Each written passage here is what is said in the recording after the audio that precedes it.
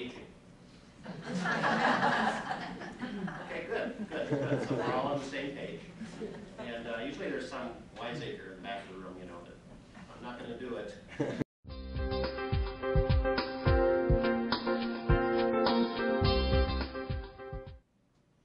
think we've been asking the wrong question all along.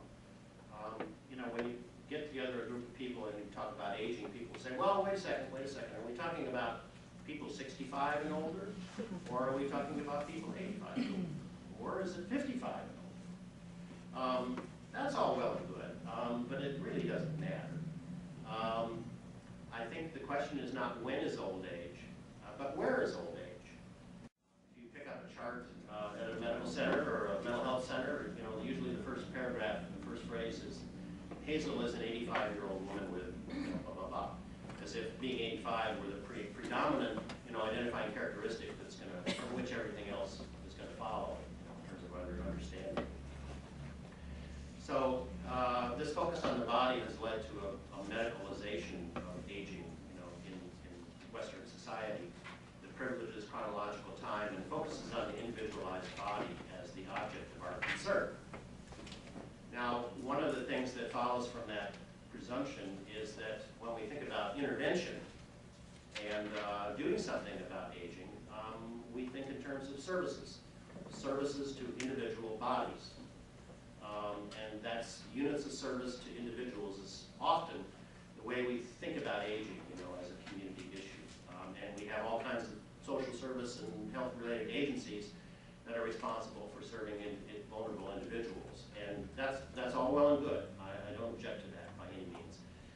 But it's important to think about what it means to age in community. And that's really what we're going to talk about a little bit more here. So I've come to believe that aging is not about time and the body, but it's about relationships and the meaning of place.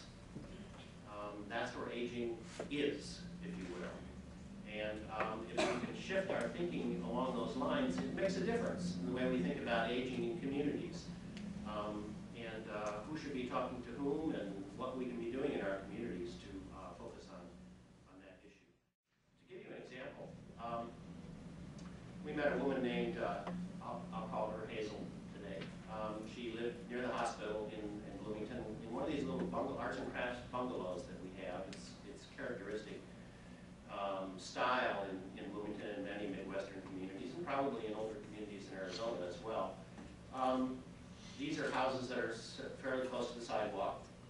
They tend to be long, narrow lots, often served by an alley in the back.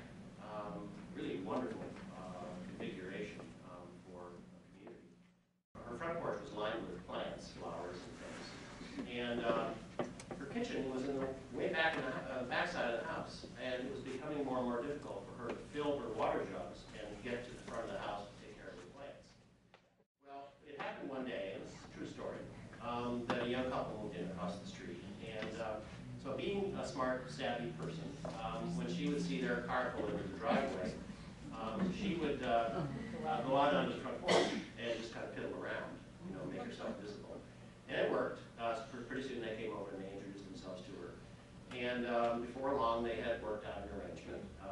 Aside from the porch light signaling system, you know, that you see in a lot of neighborhoods, when her jugs would get empty, she put them up on the banister.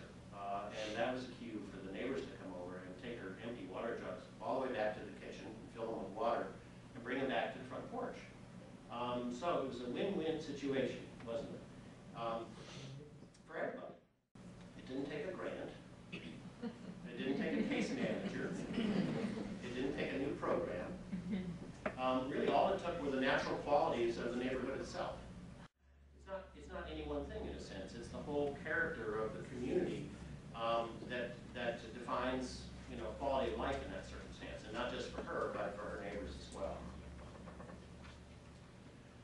So what we need really is a broader notion of home. Home is not just the house. So if aging is not a personal problem, we want to think about it as a community problem, a community issue, a community challenge. So how do we do that? Identify what we refer to as the 4 domains of an elder-friendly community. That it addresses basic needs, it optimizes physical and mental health and well-being. It maximizes independence for people with frailties and disabilities, and it promotes social and civic engagement. So it's about livable communities, and there's a lot of talk about livability these days, as you know. AARP has an initiative on livable communities, and they define it often in terms of physical environment issues. The American Institute of Architecture has what they call Principles for Livable Communities, which are very compatible with the way AARP is talking about livable communities. We have New Urbanism, the whole sort of new urban movement, that again is very compatible with the talk that's going on among people in the field of aging. Walkable access to neighborhood shops and services, street connectivity and calm traffic, density sufficient to promote sociality and reduce criminal activity, neighborhood self-government.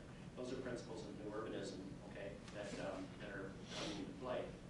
So the challenge is to reimagine Arizona cities and towns as communities for a lifetime along those lines. And if we do a good job, we'll be able to look around and see old people everywhere. In the words of Christopher Alexander, famous architect, writes about these things. What a wonderful community that would be. On the other hand, I'll offer you a quote from Cat Stevens. Where do the children play? Everywhere you go, look around and ask yourself, where do the children play around here? And if you don't see it, then there's something wrong. At least that's the way I think about it. And in the end, it's all about people. It's about organizing people. Improving a community from beginning to end involves organizing people. Money is secondary, and I really believe that. I think if you do the organizing part well, the money will follow. But there's much more in the way of resources in communities than just